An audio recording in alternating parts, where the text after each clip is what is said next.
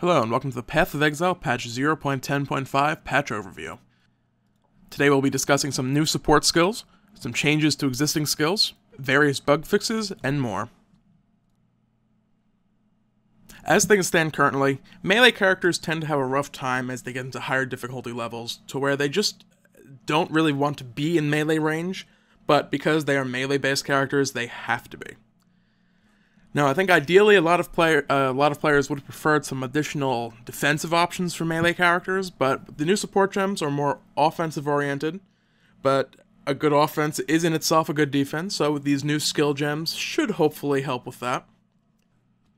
The first new support gem, Melee Splash, adds an area of effect, splash radius to single-target melee attacks.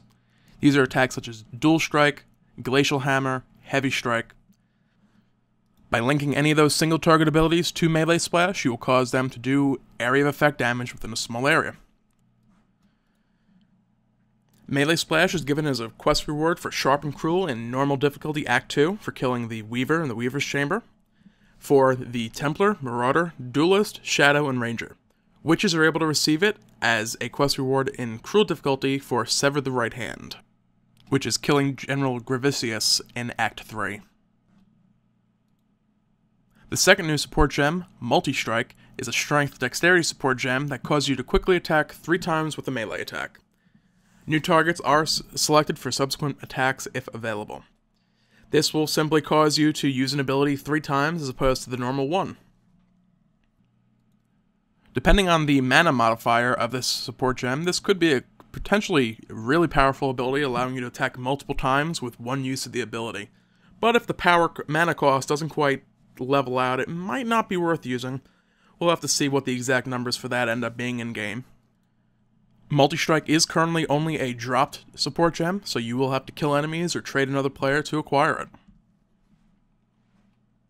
The third and final new support gem is Power Charge on Critical. Power Charges increase your critical strike chance for each power charge that you have. So, with the new support gem, every time you critical strike with the linked ability, you will have a chance of gaining an additional power charge. Fairly simple, fairly straightforward. If you're going for critical strikes, this will be pretty damn useful for you. Power Charge on Critical is given to Witches and Shadows in the Sharp and Cruel quest in Normal Difficulty, by again killing the Weaver, and Templars are able to acquire it during Sever the Right Hand on Normal Difficulty for killing General Gravicius in Act 3. There are various other balance changes with patch 0.10.5. The Incinerate skill added with patch 0.10.4 is having its mana cost reduced as the skill gem levels up. Currently, it simply uses too much mana later on, and makes it very difficult to actually use the skill properly. The way critical strikes work is also being adjusted. Critical strikes now only apply to the first use of an ability. So if you have an ability linked with, say, Fork or Chain, only the initial shot will decide if it's a critical hit.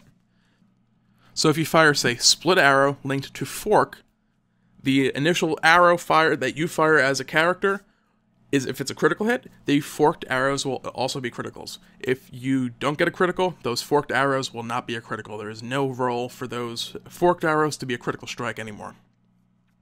There are some exceptions to this. Explosive Arrow, for example.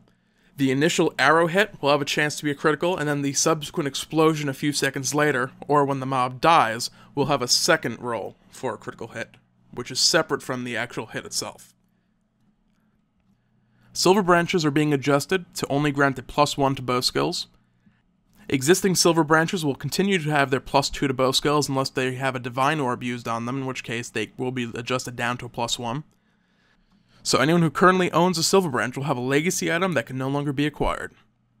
The Vol's Protector unique item has been changed to grant a power charge per target critically struck rather than for critically striking. This means if you fire, say, Split Arrow with 5 critical arrows and you hit 5 separate targets, you'll get 5 power charges as opposed to 1 for simply using the skill and getting a critical.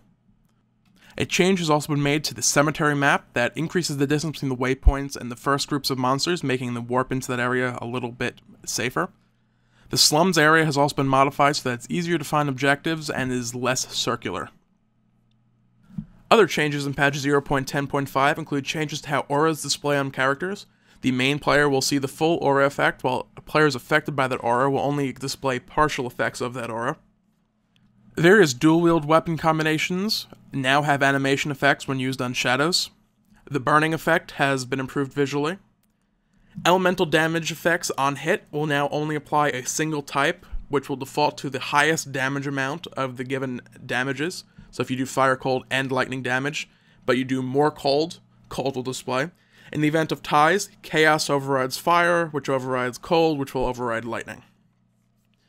Microtransaction effects will now affect the entire lengths of staffs.